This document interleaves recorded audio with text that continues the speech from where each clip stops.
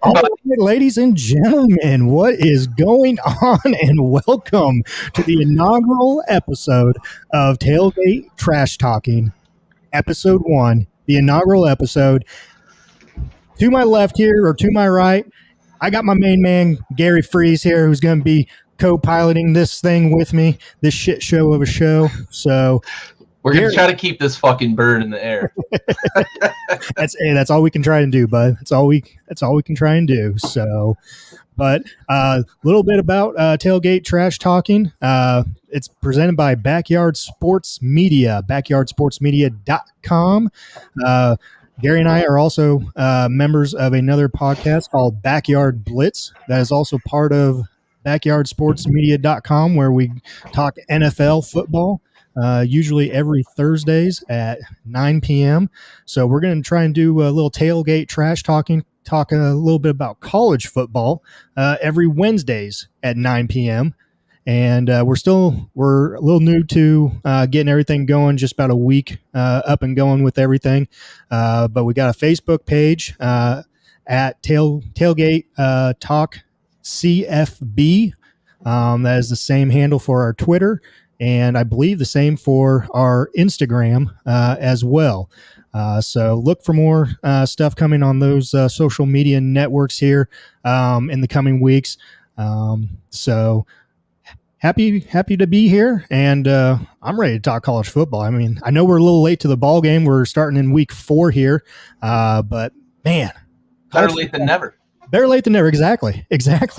And it's one of those things where we've been talking probably for a solid 8 months or so about doing another podcast. And, we talked about it. Nothing came to fruition or anything else like that. But, our first episode of Backyard Blitz 2 weeks ago for the start of the NFL season, we had some people comment about, other episodes or other sports and merch and stuff like that. And so you and I just kind of took the bull by the horns there and started running with it and came up with the submission. Yes, exactly. So happy to be here, and I can't wait for this. I know you have some great ideas for what the show can be. I have some great ideas for what the show can be. So hopefully it's one of those podcasts, one of these shows that people will listen to, that will want to tune in every week and like what we have to say and trash talk with us. I mean, shit. That's what the title of our podcast is Tailgate Trash Talking. We welcome the trash. We welcome it with open arms. So, but happy to be here and happy to talk college football. Hell yeah! And it wouldn't be proper for a tailgate if you didn't have a beer. So and I even went college days, cheap beer, cheap Busch Light, the Busch Latte. We are in the fucking mood. We are setting the tone. Perfect. This is the ultimate tailgate beer. Awesome. Now you just need some natty ice, maybe some black ice, I need a beer pong table. I need to clear There we all my go. fucking Yeah, stupid we do. Yep. trading cards and shit off that table and put Bring some back beer the pong memories of the golden days, baby. up.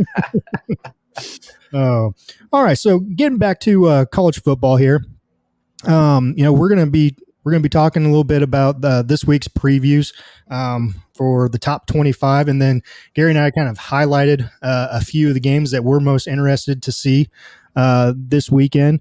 But Gary, do you want to go ahead and start with a few of the first games for this week? Yeah, for sure. Let me pull the schedule because I don't want to be talking on my ass about previous weeks. I meant to pull that up and didn't get it up before I sat down. Yeah, So I thought I had it printed off on last week's score with this week's yeah, opposing matchup, and it just printed off last week's score. So really yeah, no upsets last week. There were a couple close ones. yeah, Obviously the big one that everyone was talking about was the Florida Alabama game. That yep, being number 1 versus number 11. 31-29 was the final. Alabama had a commanding lead after that first quarter, and if you went up and went to dinner or turned on to another game, and then you came yeah, back, an hour and a half later, and you saw that score, you're like, what the hell just happened here? What yeah, is buddy. going on? But other than that, the only other real close ones for the top 25, obviously, you had the number 1 Alabama, Florida. Then you had number 3 Oklahoma taking on my Skurs up there in Nebraska, and Nebraska gave them all they had, but in the end, it was some mistakes and special teams that cost them that game. Other than that, they could have taken down number 3 down there in Norman, Oklahoma. Yeah, I just want to reinforce something I blasted all over Facebook. I think it was the week before. If you're an NFL GM and if you're an armchair NFL GM and you still after 3 weeks think that Spencer Rattler is the number 1 pick next year, just go ahead and submit your resignation now. Yeah, he's not. no, And if an NFL GM takes him number 1 overall next year, like, whew, I'd be surprised if he goes top 10. To be honest with you, I really. I don't think he has top 10 talent. I don't think he's a top 10 not one bit. I think he's athletic. I think he's in a system that's going to make his numbers gaudy. But man, he's not. I don't see it. I don't see it. No. So kudos to my Skurs. They almost got over that hump there. But I'll tell you the one interesting thing from last week is it doesn't happen very often, but a top 25 team was an underdog to an unranked team, and it's a team we're going to talk about this week. But yeah, West Virginia being the favorite at home. Yeah, I know they were at home, and I know Virginia Tech is not an overwhelming.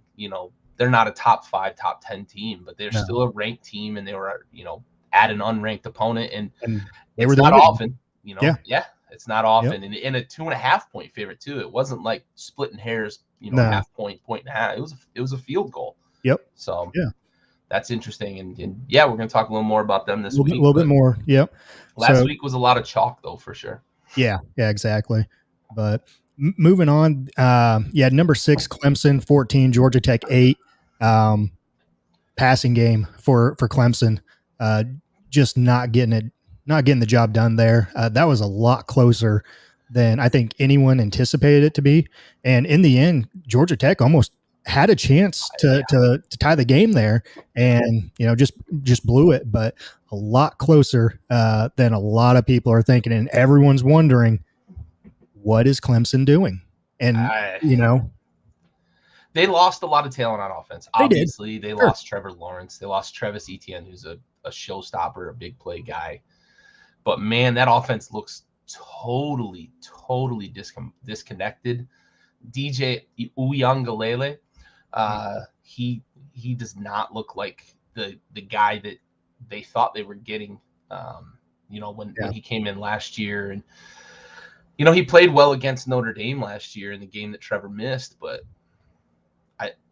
that offense looks really bad. That defense is still stellar, which is surprising because they lost a lot of talent on defense too. But yeah, their coordinator there, and his name's eluding me right now, but that dude should be a head coach somewhere. Dabo's done well keeping him in house, making sure he gets paid and make sure he gets recognition, because that guy is he's a miracle worker there in Clemson, South Oh, Carolina. for sure. Moving on, Ohio State Tulsa, that was a lot closer than the score really was. Ohio State kind of blew it open there late in or early on in the fourth and middle of the fourth quarter there.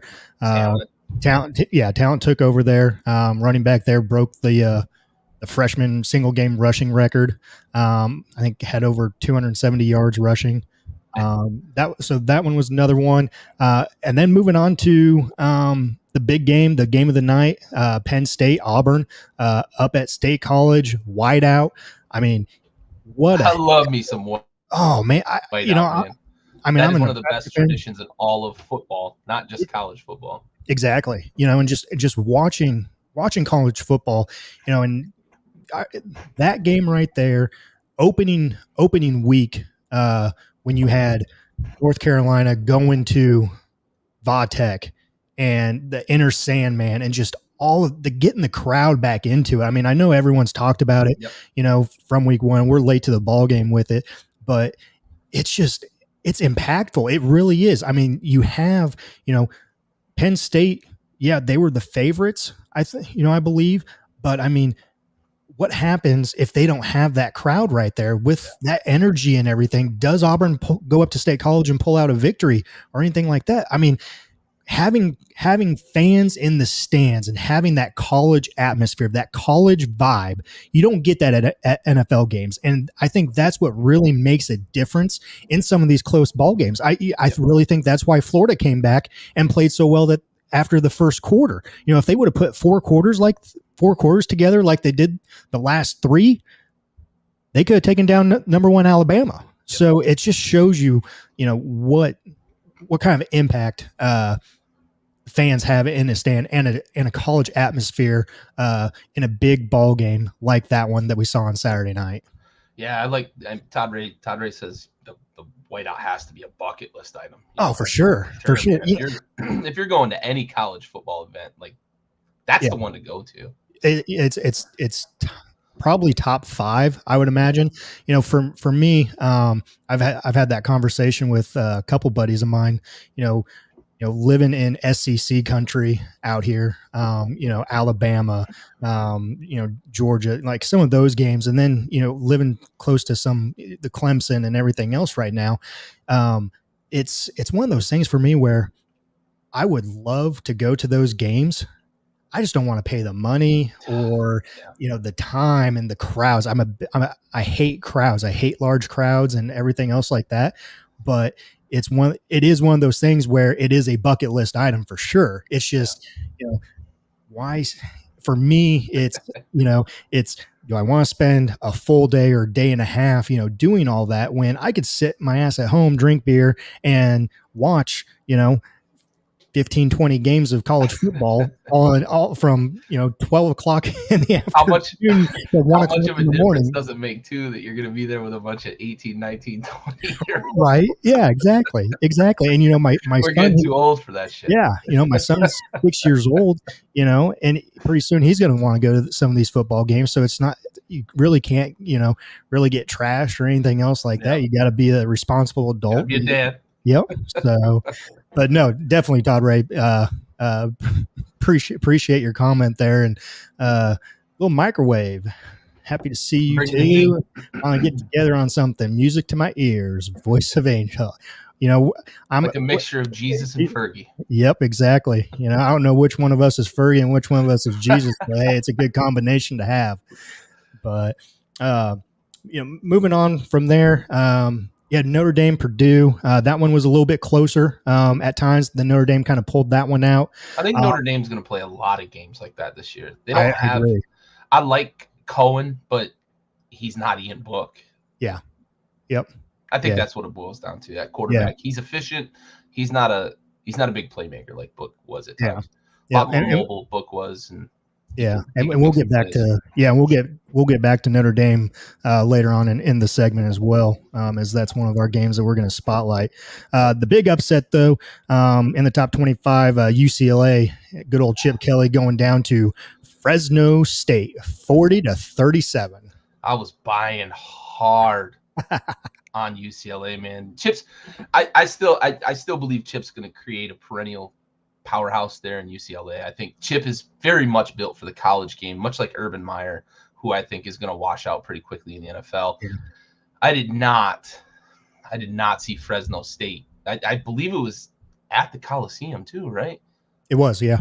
Yep. So, yeah, I didn't see that coming. I thought UCLA had a chance to run the table in a pretty weak Pac-12 South, but that's a game you can't drop if you're serious about contending this year for a big bowl.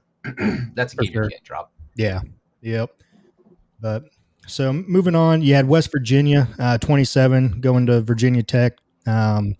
West Virginia 27, Virginia Tech 21. That was the other upset. But like you said, West Virginia was actually favored in that game.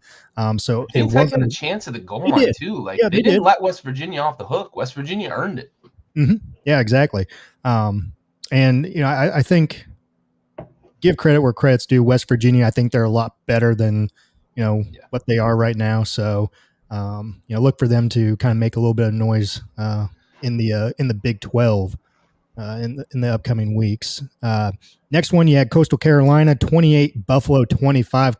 The Chanticleers escaped by a 3-point margin, a lot closer. I think everyone anticipated. But with that being said, Buffalo's got a good team up there. Yeah. They do. They're building something. Unfortunately, what happens with them fucking MAC coaches is they go up there, they build these powerhouses, and then they go get fucking paid somewhere else. And that's, the new coach in Buffalo is replacing, I forget his name, but he left for a big program. So yeah, I'd love to see, my NCAA football days when I would build a powerhouse out of the Sun Belt, have a coach stick around for more than 3 years. But yeah, they have some success. He's building a good program. He's put some guys in the pros. Yeah. Jarrett Patterson, shout out to, Washington football team. He's going to have a bigger role with them. And dude was a stud at Buffalo too. So they're building something there, but yeah, like you touched on, couple 2-3 years, they build that up, they win some ball games and someone's going to pay him $5 million. Yeah. So, yep. It's hard to say no to that kind of money. It really is. So, and I'm not at all telling them they shouldn't. Yeah, exactly. You come pay me $5 million, I'll leave my alma mater. Oh, exactly. But really, the only other, all the other games, Ole Miss 61, Tulane 21, BYU 27, Arizona State 17. That was really the only other close game that we had to round out the top 25. I was really pulling for Hermie there, but BYU, they pulled it off, and kudos to them. But I really thought the Sun Devils there, they were going to pull that one out and get the dub, but unfortunately lost by 10 and move on to another week. Herm's built a good program there, though, and he's the right guy for it. He's more of a CEO. He's more of a CEO down there. At one time, I don't know if he's still there, but Lovie Smith is still there. Is he still there? They have something like 6 or 8 former NFL coaches, man. Like they've got a good staff down there. Yeah.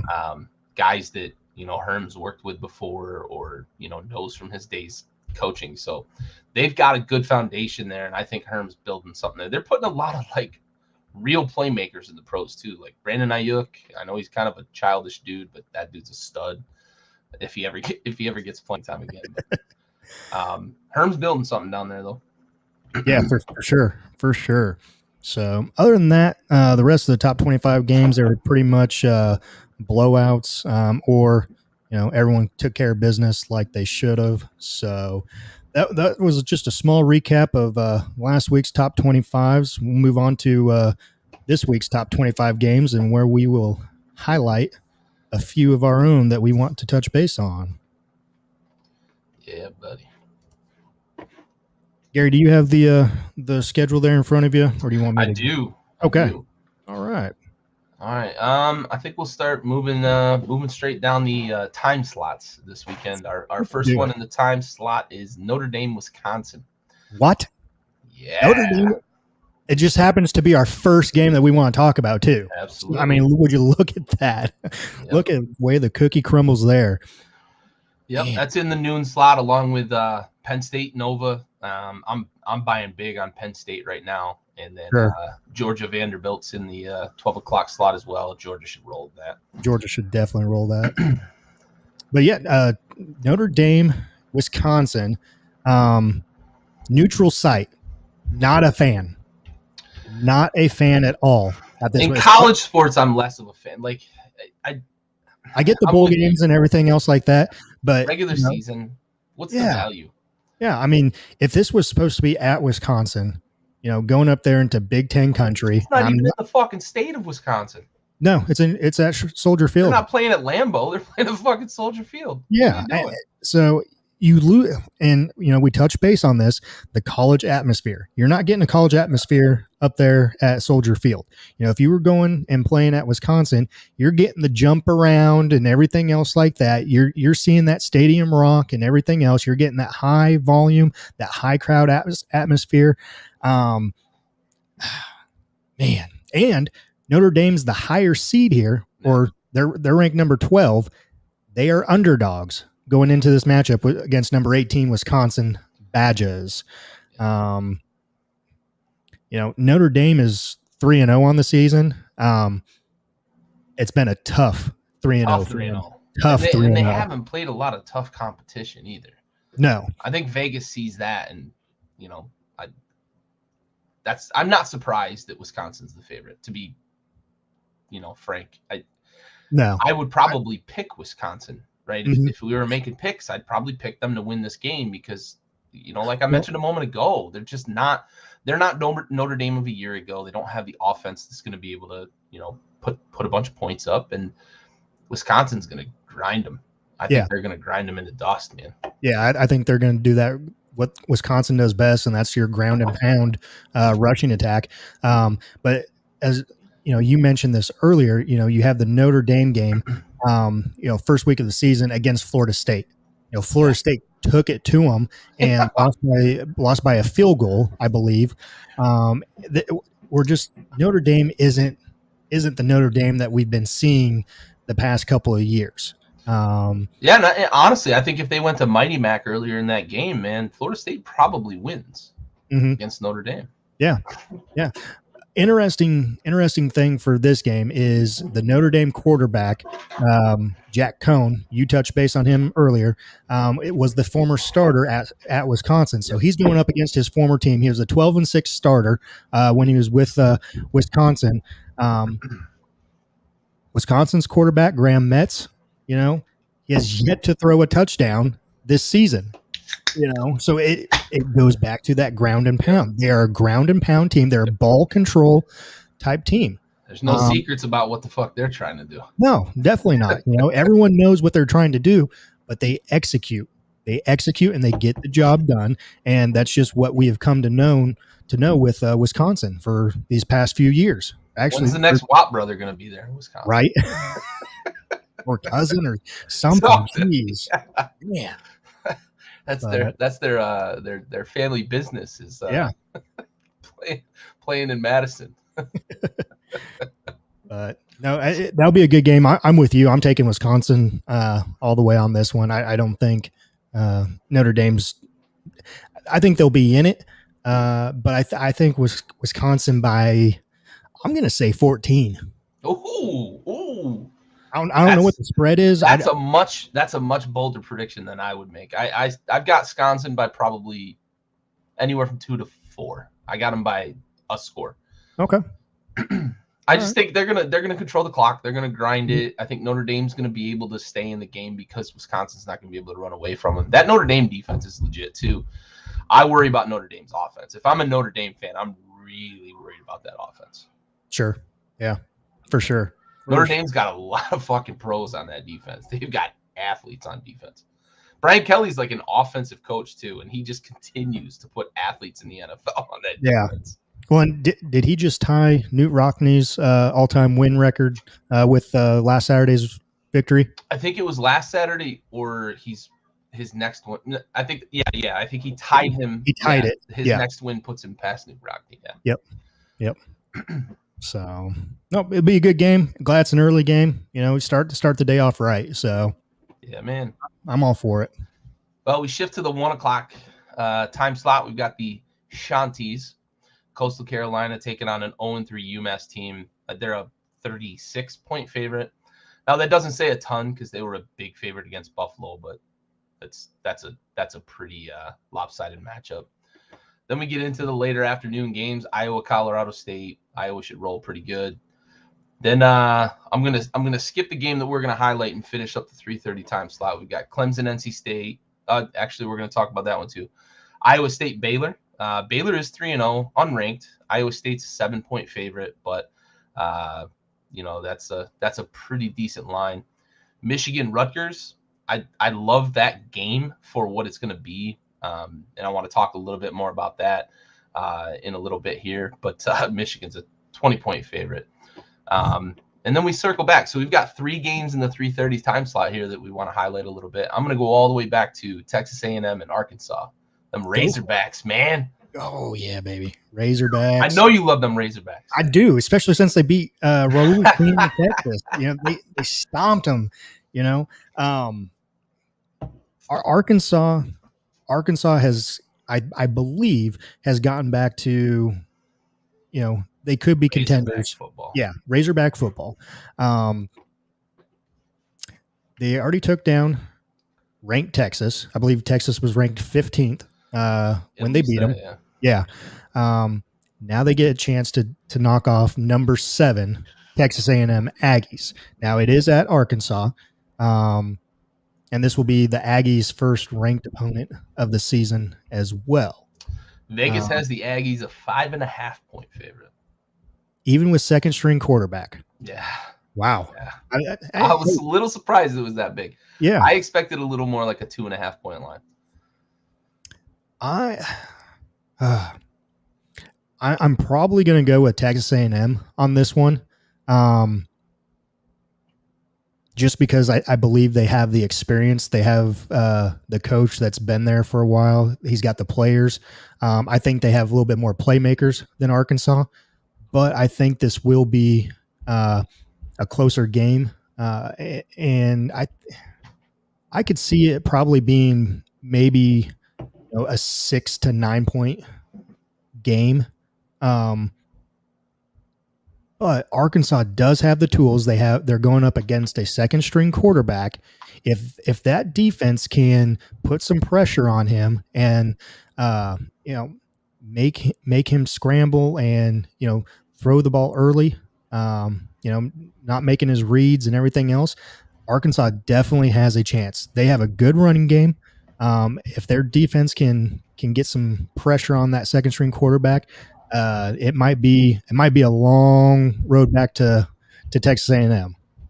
Yeah, buddy. Yeah, long trip back to College Station. Huh? Actually, this game's actually not at Arkansas either. This one is at AT&T Stadium too. Yeah, that's right. So again, you don't Arkansas get that call. Yep. Arkansas tailgate's awesome. They tailgate awesome right there in Bentonville and everything. Man. Mm-hmm. You're losing out on the college atmosphere here. So yeah, Texas A&M. You're going to Jerry World. I'm going with Texas A&M on this because of where they're playing. Yeah, for sure. I don't blame you there.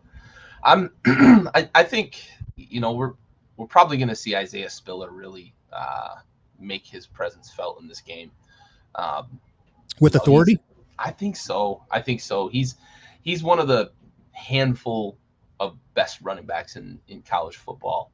So I think he's going to make the difference. I've got Texas A&M as well, but I'll tell you, it's not going to be. They're not going to get off easy. Arkansas is going to punch him in the mouth. It's amazing to me looking at some of the other conferences as well. Like the SEC might have the 4 or 5 best teams in college football this year. Yeah, maybe. I don't buy Ohio State very much. I don't trust. I'm not. Yeah, I'm not there. I'm not there either with them. I'm not. And Clemson might their season might be over this weekend. Honestly, I don't mean to spoil the preview, but could be. their playoff hopes might be over this weekend. So I got Texas A&M though in this game. The neutral site does make a difference for me. I also think that Arkansas is on the cusp of being there. They're not quite there yet in terms of the athletes all over the field. I think A&M's got a few more athletes that are going to make a little bit of a difference. Yeah, exactly. 1 to 2 more years of getting those good recruits in, and if that coach stays there, then they're going to be a contender year in and year out. Yeah, Arkansas boosters, pay that man. Mm-hmm. Very much so. So moving on to one of the other 3:30 time slots that we had talked about, the Chanticleers. Mm-hmm. And what would you say the point spread was on this one? 36. 36. Okay, so I'm going to throw some numbers at you here. Okay, Chanticleers are favored by 36. Okay, Chanticleers are giving up 20 points a game. UMass 46. Total You're yards, almost there. right? Total yards per game 508 for Chanticleers, 354 for UMass.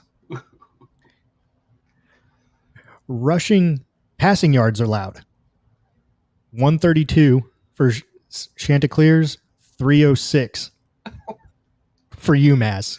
Grayson McCall's about to get healthy this weekend. Rushing yards allowed 219 for Chanticleers, 220. So they're even right there. Okay, I'm going to throw some more facts at you. Facts.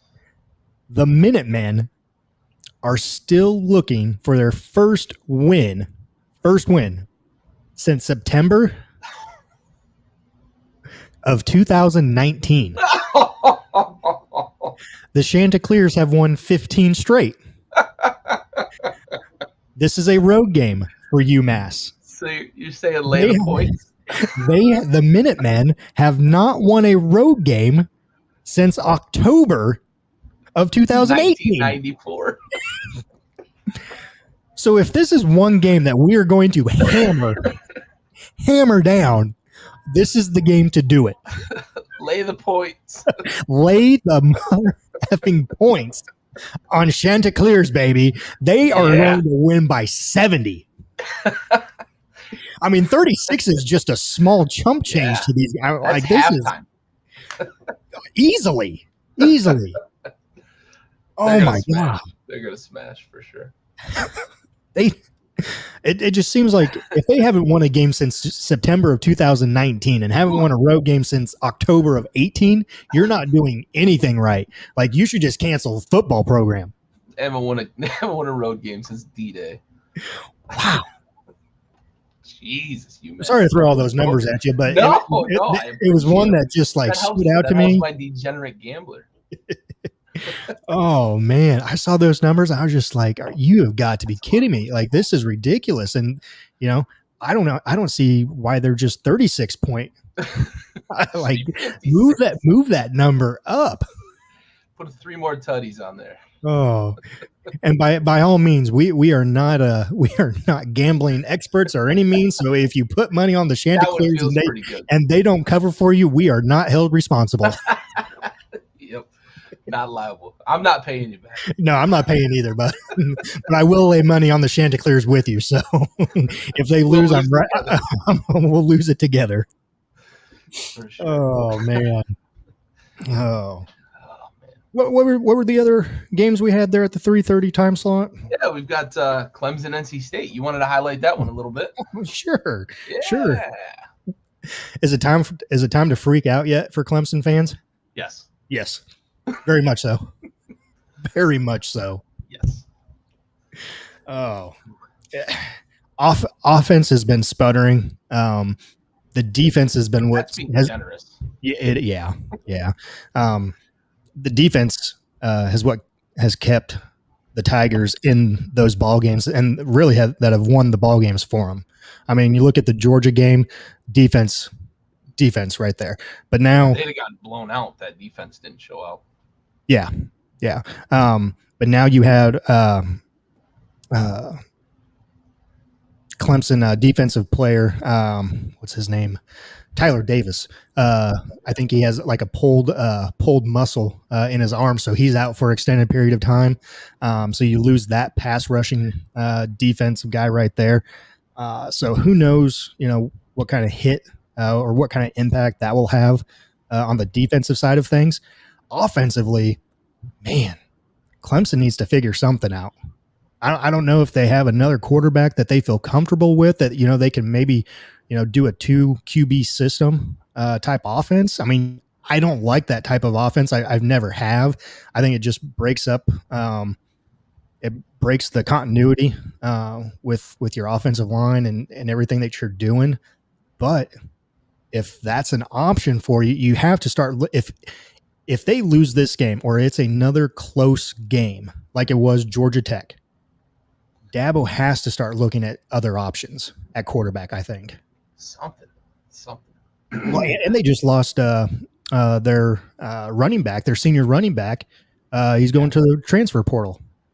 Yeah. So who knows what's going on down there in Clemson?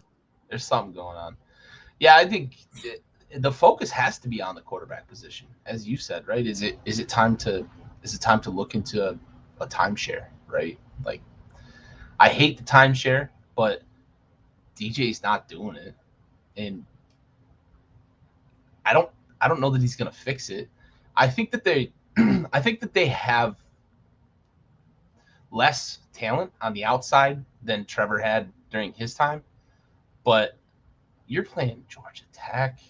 Yeah, you should be just trampling those guys. So there's something out of sync with that offense that I don't know that they're going to be able to fix it. And to be completely honest, I might be picking NC State. I'm kind of tossed up right now. Like, in this minute, I'm tossed up, but it's 10, but it should be like 20.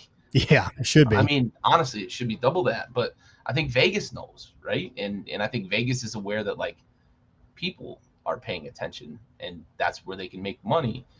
Mm-hmm. At 10, they should not be making money on Clemson minus 10 against NC State. Yeah. Right? They should not.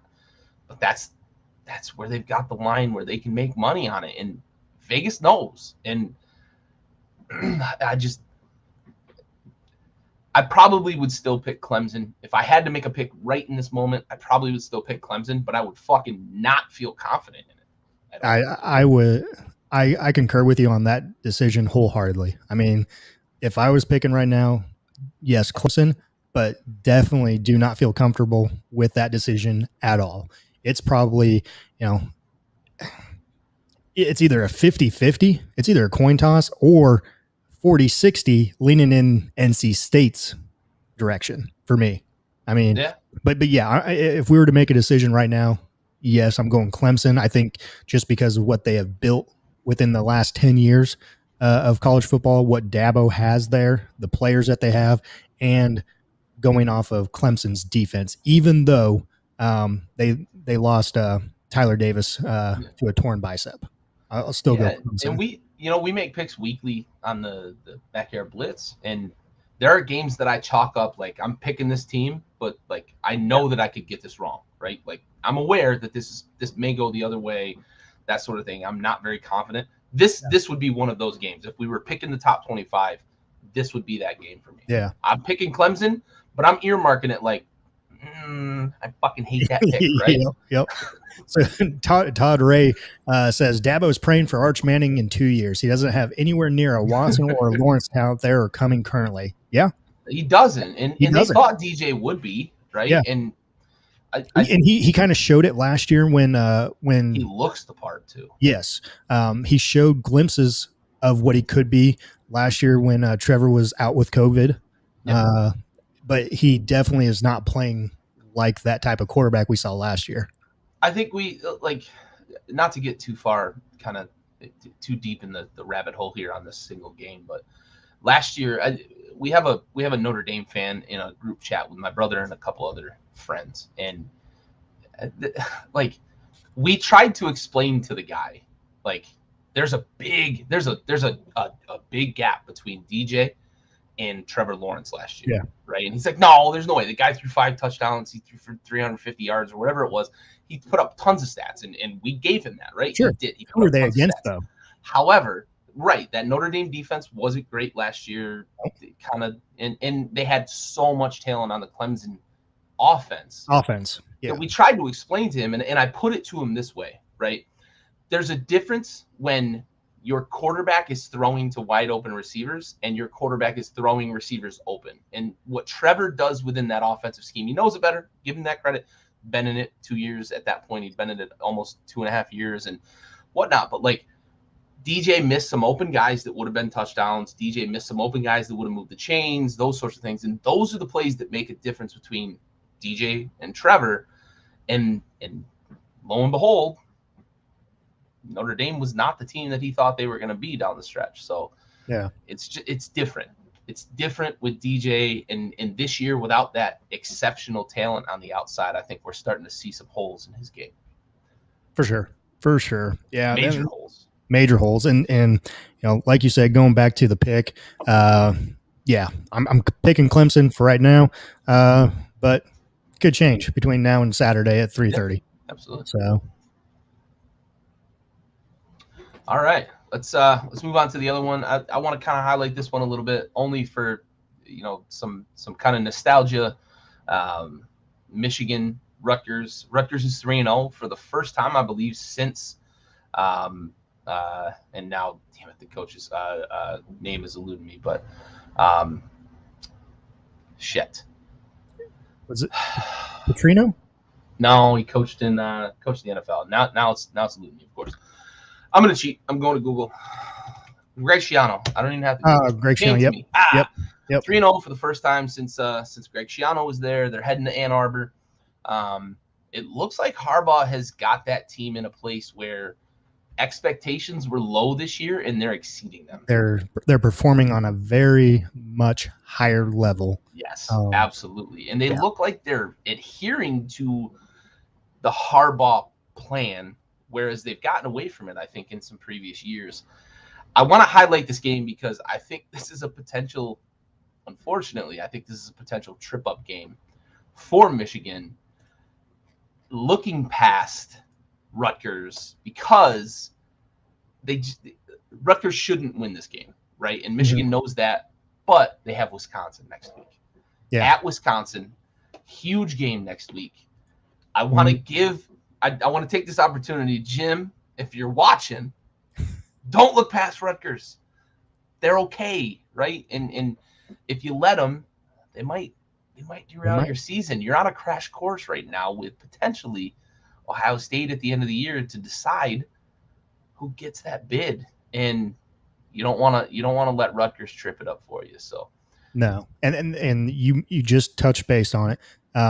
That matchup with Ohio State, the last game of the regular season, this looks like a team that can upend Ohio State this year. Years past, you might have had one or two teams that, could possibly, but you haven't won it yet. Right. This team so far, and I know we're only 3 weeks into the season here, and they just played Northern Illinois and hung up 63 on Northern Illinois last week. That's what they should do. That's what they should do. Exactly. Right. That's what good teams do to shitty teams. I'm not saying Northern Illinois is shitty or anything else like that, but you are not in the same area code, let alone the same state. You're East Coast, West Coast. That's how far of a gap there is between Northern Illinois and Michigan. Michigan and Jim Harbaugh have to stay the course if they want to upend Ohio State this year and get that monkey off of his back. Yep. If they don't, it's going to be another one. I think if they lose, if this one's close and then they go to Wisconsin next week and Wisconsin beats them, I think it's going to be another one of those four loss type of years for Harbaugh again. Yeah. Sure. And that's what they come to know there in Michigan, and they're getting tired of it. They're getting real tired of it. Yeah. I'm with you on this one. Obviously, Michigan. What's the spread on this one? 20. Okay. It's Yeah. where it should be. It's where it But should be, exactly. But like you said, don't look past them. don't look past them. Can't look past them. Yep. Absolutely. Yep.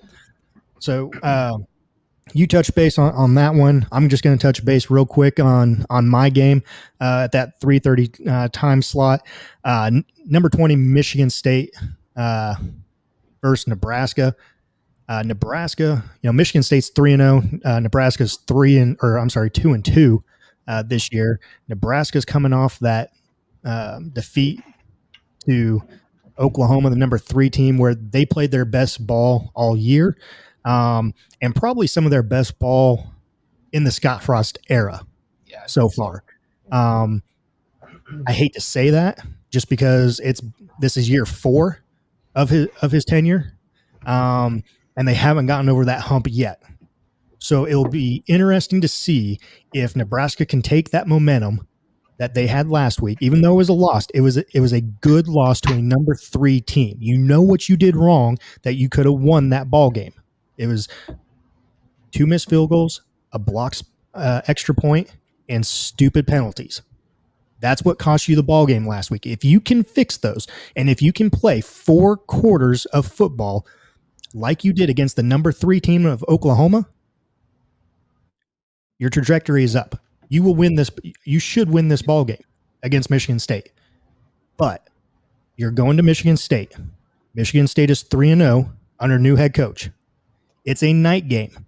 First night game for Nebraska on the road this year. I know Michigan State is favored in this one. I don't know what the spread is. But I'm going my Huskers on this one, baby. I'm going go big red. Yeah, absolutely. I'm not at all going to try to steal any thunder. I'm gonna make one aside on this. Yeah, I really like what the new regime in Michigan State has done. They've changed the whole offensive scheme there, the whole offensive intent, and we saw it on display against Miami last week. Nebraska's if they can contend with that high flying deep ball, I think that they've got a chance. Yeah. It'll be interesting to see if the defense can get any pressure on Michigan State and stop. I believe Michigan State has the nation's leading rusher in Kenneth Walker III. There, Nebraska really didn't get a lot of pressure against Oklahoma last week on the defensive side, even though the defense held them to their lowest point total in the Lincoln Riley era. It was still a good performance on the defense, but they didn't get any pressure against Rattler. So it'll definitely be interesting to see if they can stop the run game with Kenneth Walker and if they can get defensive pass pressure as well. If they can do that, and if the offensive line gives Martinez some time to throw the ball back there, then yes, I'm still picking Nebraska, but I'm going to pick Nebraska by more than a touchdown if all those things come together. So that's just that's the Big Stove hot take right there, baby. I like it. Hot takes. GBR. Takes. Go Skurs. Go Skurs. Yeah, all right. All right. We got Auburn, Georgia State, 27-point spread there. Nah. UCLA, Stanford is surprisingly only 4.5, but UCLA should handle business against Stanford. Florida against Tennessee is 18.5. 18.5. And I honestly, the way Florida played Bama, the way Florida looks, probably a reasonable spread. That's big, though. That's big. Moving into the night games, number 1, Bama against Southern Miss, a little tune-up game here, 45-point spread. Ooh, there we go. Ohio State, Akron, 49.5-point spread. Take the under. Take the under on that one. Yeah. Don't fall for it. Sheesh. Georgia Tech against North Carolina. North Carolina on the road as a 12.5-point favorite. And then we circle back to a game that I kind of wanted to highlight a little bit. Kansas State on the road at Oklahoma State. And I know Kansas State's number 25, so they're the last team in the top 25. But they're a 6-point underdog at Oklahoma State. That blows my mind. Hey. They're a touchdown underdog. Nothing's impossible. But when you got Gundy down there, Yeah, buddy. I'm a man. I'm a man. I'm 40. Hey, it's funny we bring that game up and him up on the 14-year anniversary of his epic rant. I posted it on our Facebook page, so if you haven't checked it out, go to our Facebook page, Hashtag CFB, and check it out. But man, that is up there with one of the most epic coaching rants ever in the history. I put that up there with playoffs. Playoffs? You play to win the game. Yep. And they are who we thought they were. Another one would be Singletary. Yeah. Can't have it. Won't have it. Can't win with them. Can't win with them. Yeah, there's been some epic. Oh man, but it's funny that we're talking about the Okie State game on the 14-year anniversary of Gundy's epic rant there. I'm a man. But I'm going Okie State on this one. I'm not sold on Kansas State at all. I'm really not. I know they're ranked and everything else, but I'm going Okie State. Going Pokes, baby. Yeah, buddy. I think they've kind of backdoored a ranking here. I think when you get down to like early in the season, especially when you get through like 20 to 25, the voters are just kind of like throwing shit against the wall. So that's probably why Kansas State's ranked 25 and Oklahoma State's I think they're probably, based on number of votes, they're like 27 or 28. So yeah. This isn't necessarily a big disparity like we saw with Virginia Tech and West Virginia last week, but 6-point favorites is really what stuck out to me. But I'm with you. I'm taking Okie State, and they might cover. Yeah. All right. Well, I think we just covered our top 25 matchups. We're going to take a 1-minute break. We're going to pay tribute to our sponsor here at PocketPairClub.com. Pocket Pair Club poker sponsorship. Take a 1-minute break, and we will be right back with you on the other side.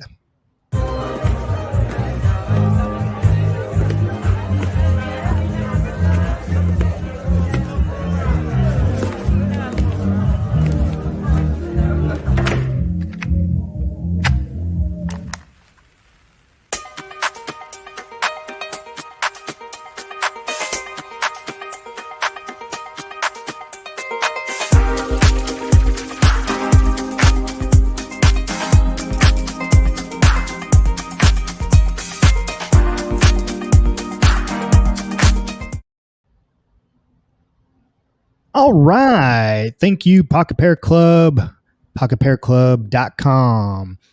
Pocket Pair Club, club number 26881, sponsors of Tailgate Trash Talk. All right, so while we're waiting here for Gary to get back, just want to touch base with everyone that's still listening and following along with us. If you guys have any questions or want to see some more content from us or anything else like that, feel free to message us on here. Feel free to message us on Facebook or anything else. If you guys want to cover certain topics of college football or anything else like that, we'd be more than happy to listen to you and trash talk as well. This is our inaugural episode, so we're just kind of playing it by ear. So we're learning as we go, and we'll add stuff to the program as we go along and take some stuff away, see what works, see what doesn't. But you guys control what we talk about, and this and that. So if you guys have stuff you want to talk about, leave your comments here, or shoot us messages on Facebook, Twitter, or Instagram. I mean, we're there on all social media aspects. So with that said, let's get into some Heisman talk there, Gary. So, yeah, buddy. Heisman talk. We don't need to spend too much time on Heisman talks here, since it is early on in the season. So much can change. But do you want to start with your top 5, and let's go 5. Let's go with your last one that made the cut all the way to your top guy. Yep. I got it written down here, and I lost it. Son of a bitch. Oh, I hate it when that happens. You put me on the spot. Yeah, I know. Here, tell you what, I'll put him up here for you. I got him. All right. Number 5, Sean Clifford. I meant, yeah, that perfect. Love the picture. I mentioned earlier, I'm buying big on Penn State. I like what that offense has got, and I like the element that Sean Clifford. I think he's got the most arm talent of any quarterback that James Franklin's had there at Penn State. I know McSorley had a lot of athleticism. He was a bit of a playmaker, but I just really, really like the throws that I see from Sean Clifford. Might be the most arm talent they've had at Penn State since like Gary Collins, which that's a fucking throwback, right? It's way back there, man. But he's got legitimate arm talent there, and I think that offense is taking advantage of his skill set. And I like what Penn State's doing with Sean Clifford under center. All right. So he's your number 5. All right. So moving on to number 4, CJ. I don't love what I see from him on a weekly basis, right? Okay. I think he's got holes in his game, but I also think that Ohio State covers up a lot of holes with the talent around him. Now, Travion, I forget his last name. Maybe he's the guy that becomes the Heisman favorite out of Ohio State, but I got a dog running around here. I just think that CJ Stroud's going to put up enough stats, and the brand of Ohio State is going to get him votes. Okay. All right. He's more of a passing quarterback, correct? He's not much of a runner or anything else like that. So I don't think he's a little more Haskins than they had with and of course I'm losing his name too, but he's a little more of a Haskins type than maybe a Fields. Even Fields was a little more of a runner. Thanks, Haskins. Yeah, thanks, Haskins. Hey, Todd Ray says, as long as he avoids bailing and throwing off his back foot like he did week 1. When you have arm talent, that's the bailout, man, in these college players. We see it from guys. Zach Wilson did it a lot at BYU and got away with it because he was playing inferior talent. Clifford does have a tendency to do it. He's young. They'll fix it. They'll address it, hopefully, at the college level. If not, he's going to be a pro quarterback, and they'll fix it there. Nice. But it's a good point. It's a good point. Yeah. He does have a tendency to lean on his arm talent more so than he probably should. Yep. Very much so. Very much so. Love this guy. Fickle. Love this guy. Yeah, Fickle. I think Fickle's got a team in Cincinnati that I agree with you, bud. Into the fucking playoff, buddy. I agree. They need Notre Dame to keep winning. Get that big win against Notre Dame. They need Notre Dame to beat Wisconsin this weekend because that's really the big game left on Cincinnati's schedule. I love what Ritter's doing. I'm in. That offense is high flying. They move the ball up and down the field, and I think this guy's gonna make some noise, and I think we're gonna see him in New York. You might be right. You might be right, especially if Cincinnati keeps on winning and they get that big W over Notre Dame. We mentioned Fickle, Ohio guy through and through. There's always talk of him moving on to some bigger colleges. He was at Ohio State, but he took over here at Cincinnati. I think the only place that could get him is Ohio State if they offer. I totally agree. Yeah. I don't think he's going anywhere. I think Cincinnati has a great coach. Boosters there need to pay the man if they want to keep pay that motherfucker. Yes. So nothing. Stop worrying about your basketball program. Right. You got a top 10 football program right now. Yep. Pay that motherfucker. Oh, all righty. That was number 3. So moving on to your top 2. I'm interested to see who you have here. Yeah, Bryce Young. Bryce Young. Okay. I think Alabama's creating a system that's really quarterback friendly. We've seen the evolution of Nick Saban. He continues to put defensive players in the pros because he recruits 5 stars all day. But Bryce Young fits this offense pretty well. I think Bill O'Brien knows how to take advantage of his skill set. We've seen some lulls in this offense that I think they're going to iron out over the season, and by the end of the year, Bryce Young is going to have some numbers that are going to rival what Mac Jones did last year. Interesting. All right.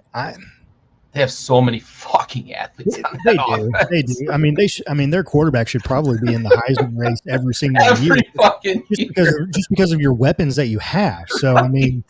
I mean, Good for you. Look at the wide receivers in the NFL right now that came from I Bama. know. Yeah. Jesus Christ. I mean, great safe pick there, Gary. Great safe pick. Yeah.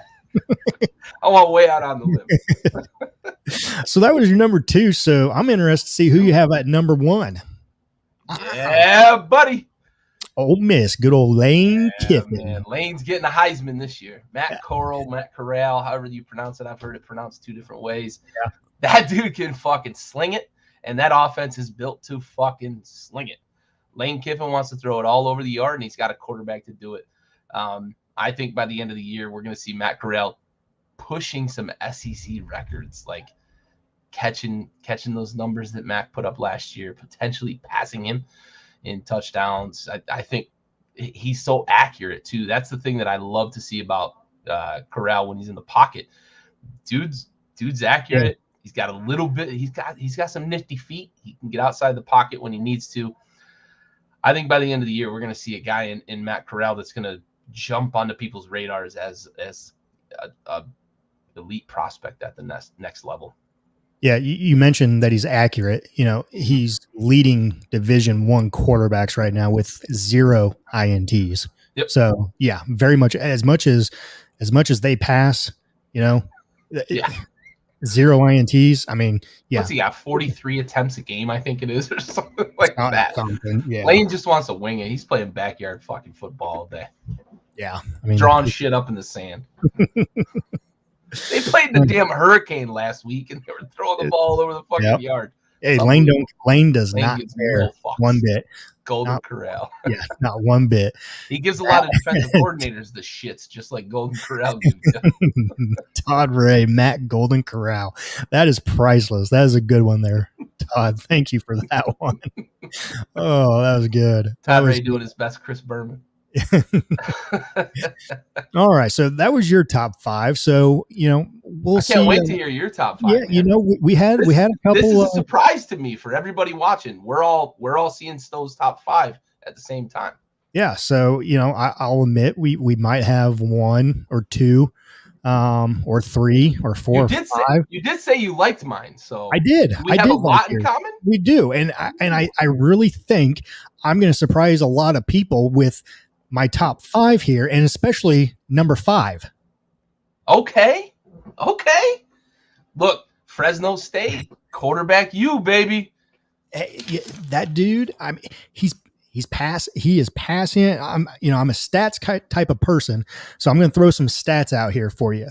Jake Haener, senior quarterback from Fresno State, ranks first in passing yards, 1,464 passing yards already this season. 3 games.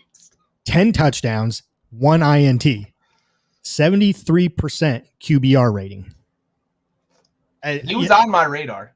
I love that pick. Man. I love that pick. It was a toss up between this guy and one other guy. I'm not going to reveal it right now because if they have a good game this weekend, they could slide right into the top 5 here. Saving rounds. Might be a little 5B or something. Who knows? Who knows for next week?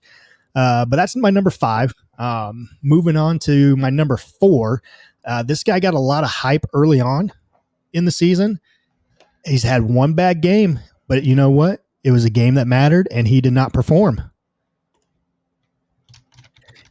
Quarterback Sam Howell, he needed to perform at that high level on that big stage against Virginia Tech.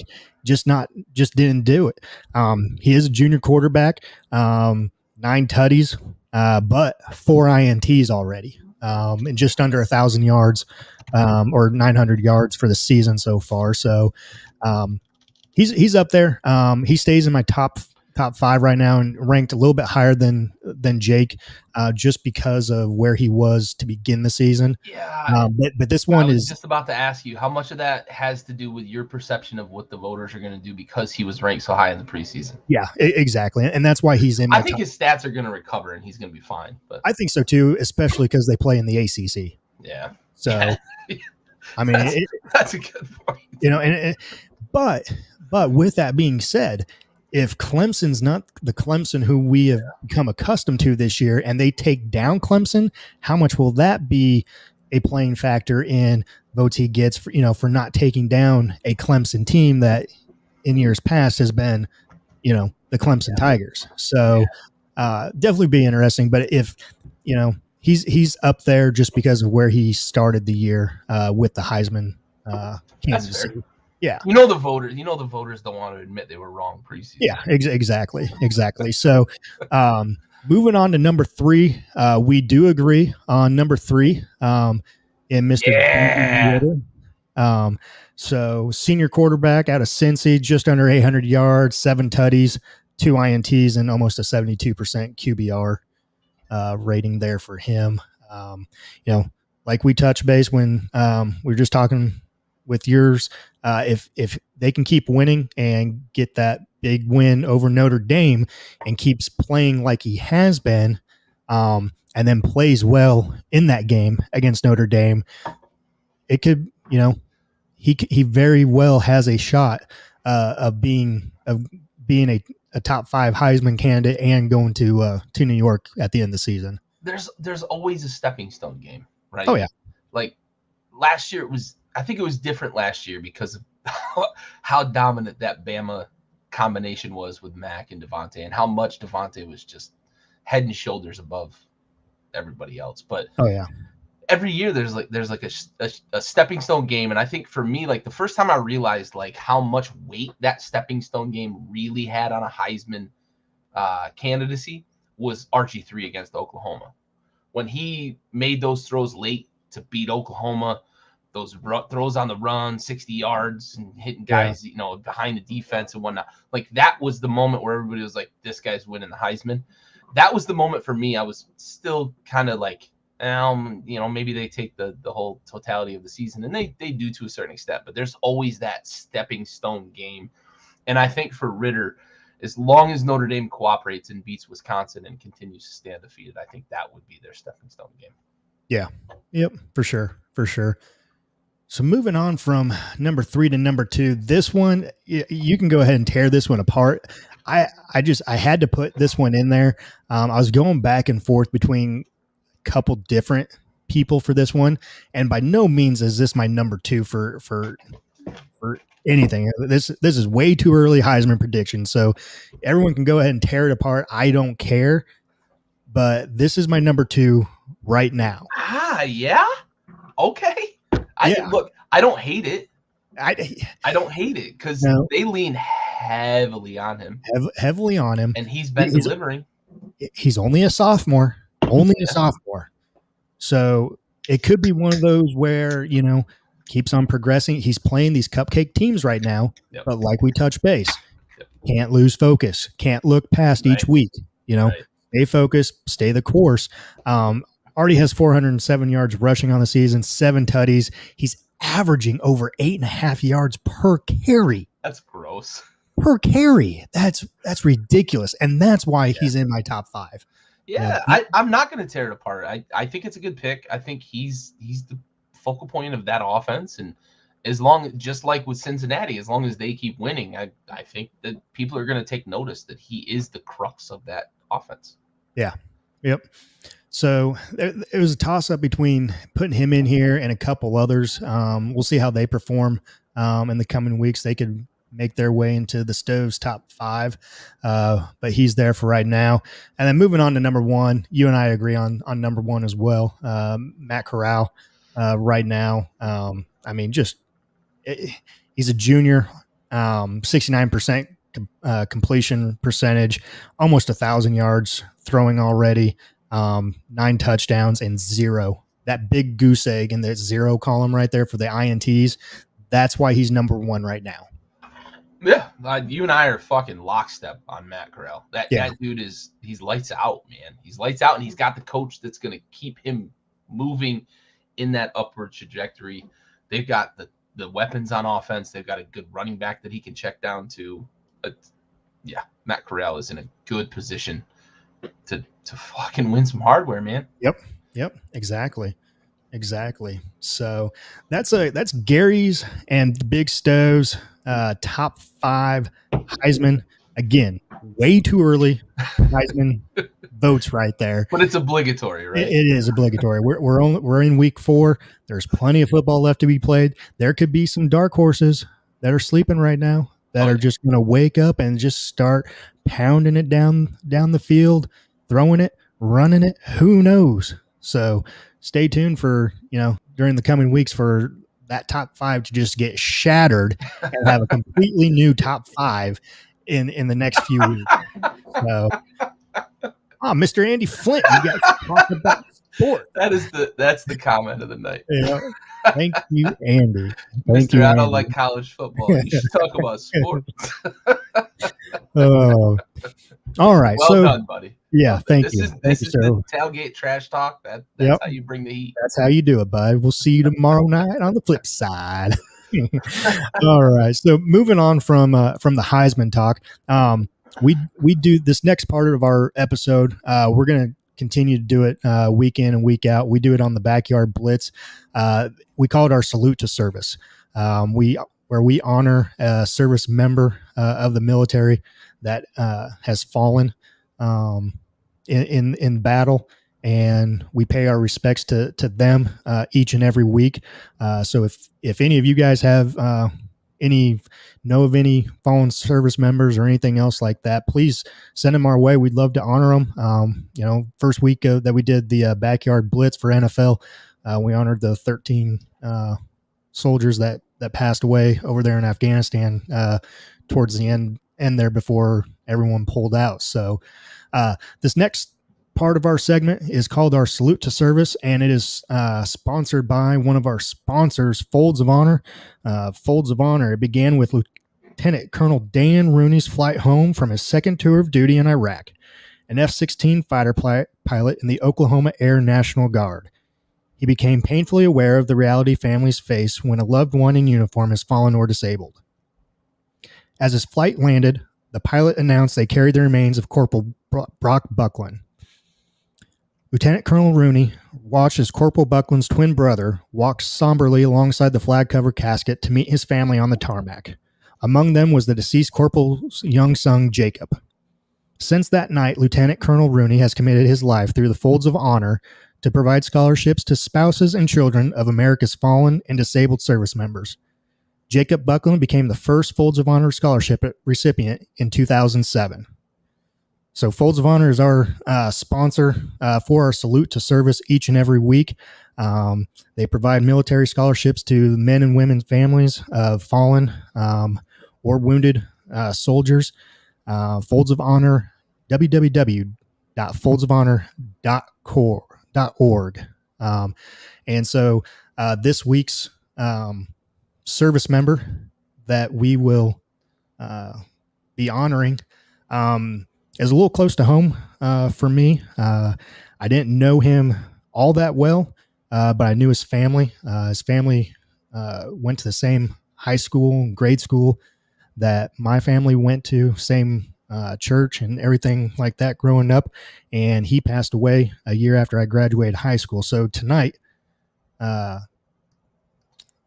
Tailgate Trash Talk Salute to Service is honoring Army First Lieutenant Kevin Gaspers. Lieutenant Kevin Gaspers passed away April 23rd, 2007 during Operation Iraqi Freedom. He was 26 of Hastings, Nebraska, assigned to the 5th Squadron, 73rd Cavalry Regiment, 3rd Brigade Combat Team, 82nd Airborne Division, Fort Bragg, North Carolina. He died that April 23rd day by a IED, improvised explosive device, along with 8 other members of his team.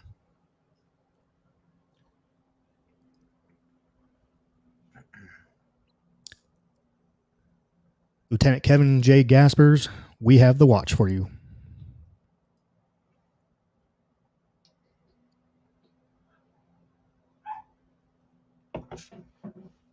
I'll tell you, man, these all suck, but they do.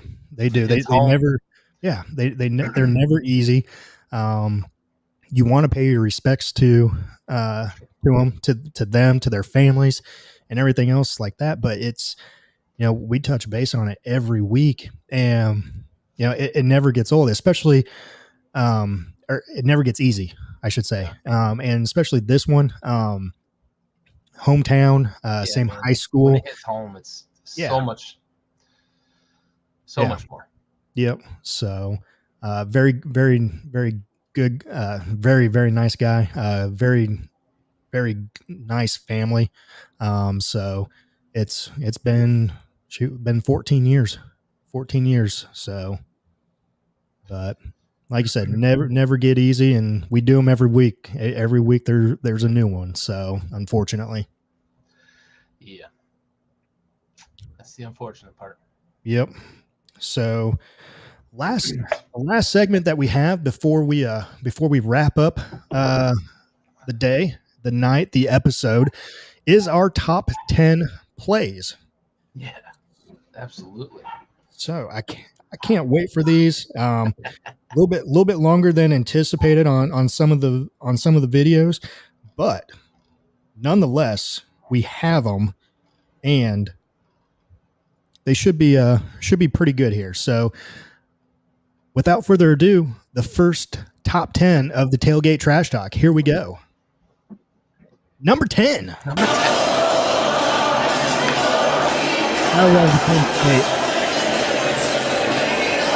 White out, baby.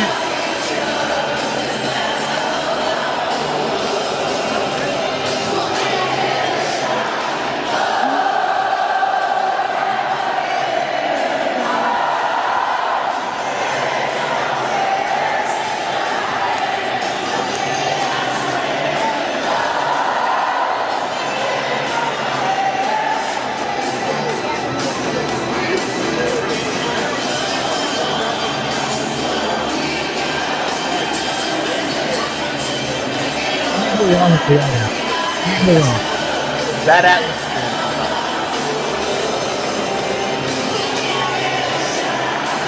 If I was fucking 21 again, that's where I was.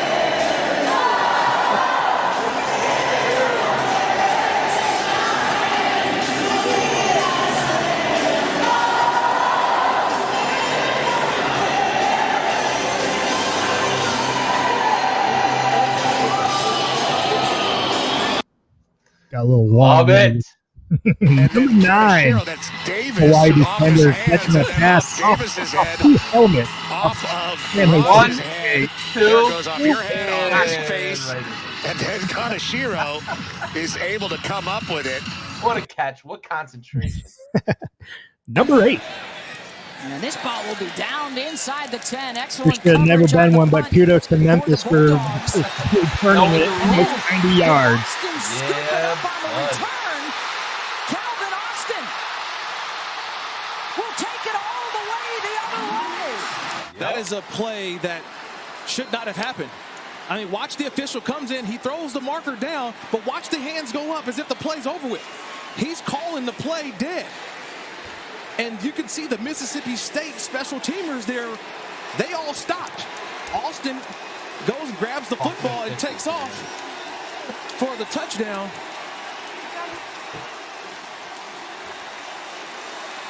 That's something that should have been at least stopped. Gary, this next one's for you, number 7. Here. The lefty Johnson looking down the sideline. It is underthrown, but caught! Touchdown, Deion Smith went right on the top of Dante Kent for a 28-yard touchdown.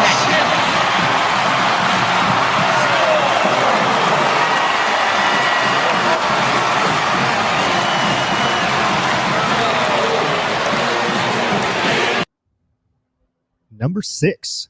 Paul Samford and Western Carolina. Rogan Wells. Understood. Picked. Look at Chris Edmonds get up, and he sort of like cradles He that watches ball. it. It's just like Yeah. a one-hand. As he's the falling best backwards. Just Number 5. knock it down. Hail Mary. Knock it down. Come on. It's like he tipped it to him intentionally. Too. That's the crazy part. Like, Yeah. if that's really what it was. And that's another quarterback that's been having a good season, Mordecai. Oh yeah. Number Michigan 4. and UMass. Look at what Samson Evans does Stiff to arms this Minuteman. the right soul here. out of him. Just the missing Get off treatment me! with regard Get to off Minutemen. me.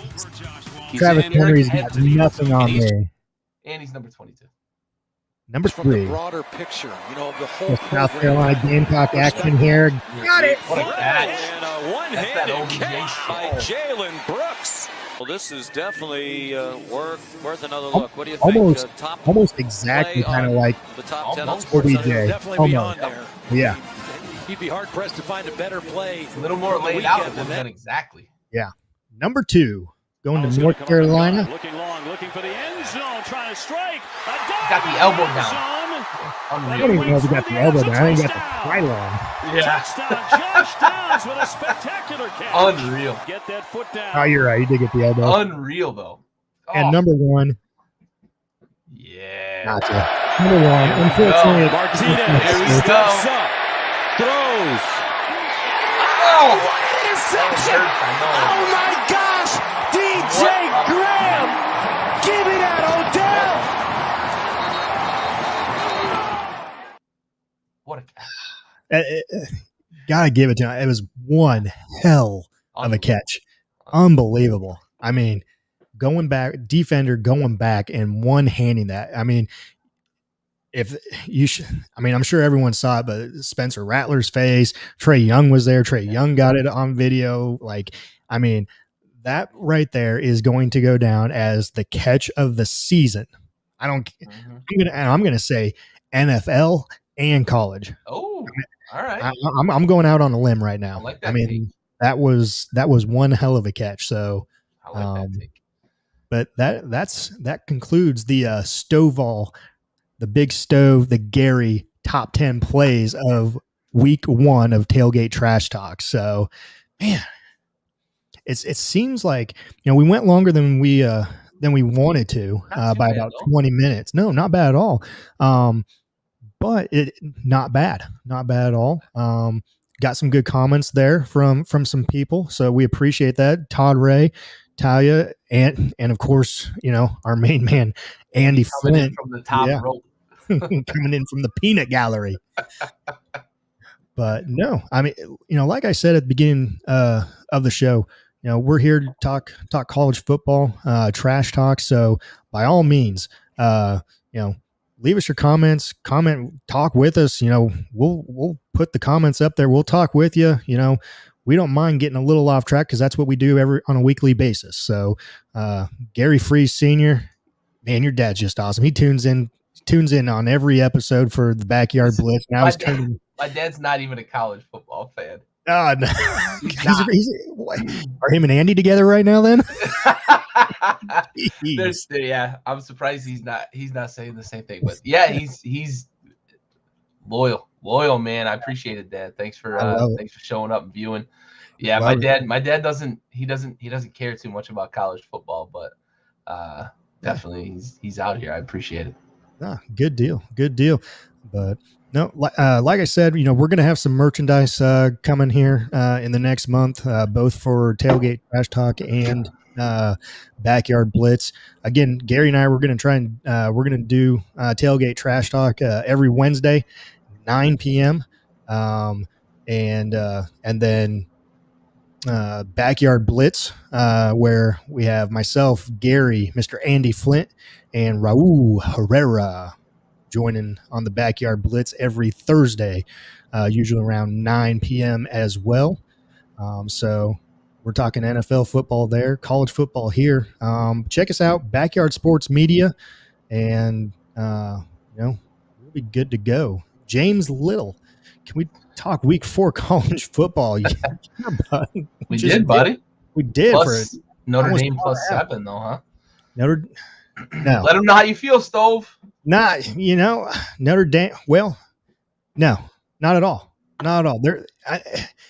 I would actually go Wisconsin more on this. Lay in the tutty. If it was in Wisconsin, but it's at Soldier Field.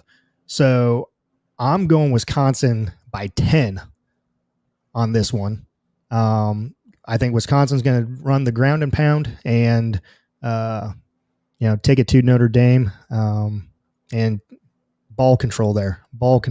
So Stanford plus 7 versus UCLA. This was one that Gary and I kind of touched base on a little bit. Gary, you had a little bit more to say on this one than I did. So yeah. Take the points. Stanford, if you're getting 7, right now the line's like 5.5, I think. But If you're getting 7, take it.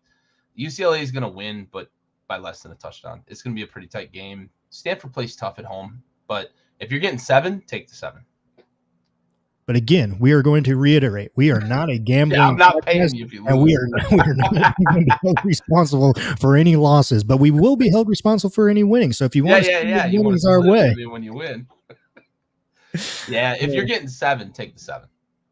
Yeah, for sure on that one. Appreciate the comments there, James. Appreciate it. Thanks for tuning in, bud. So Sure. I think without further ado, my dad and I are going to be a house divided this weekend, though. Buffalo plays Washington. I gotta go with seniority on that one, bud. Going seniority on that one. It's probably the right choice. Yeah. Oh, but no, thank you everyone for tuning in to the inaugural episode of Tailgate Trash Talk. We got plenty of things coming in the weeks ahead. Again, we'll do this again next Wednesday, 9 p.m. episode 2. Facebook, Twitter, Instagram, Tailgate Talk CFB. We are there. So again, if you guys want to talk more things college football, just let us know. Leave your comments, concerns, or whatever else you want to send us. We'll gladly look at it. We'll gladly talk about it, especially trash talking, because that's what we do best. So without further ado, Gary Freas, Big Stove, Tailgate Trash Talk, inaugural episode 1. See you on the flip side.